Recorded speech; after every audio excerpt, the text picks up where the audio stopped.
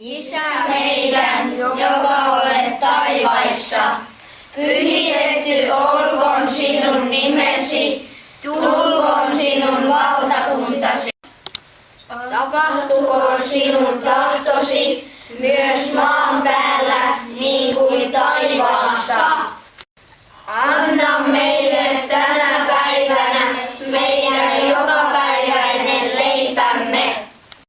Ja anna meille meidän syntimme anteeksi, niin kuin mekin annamme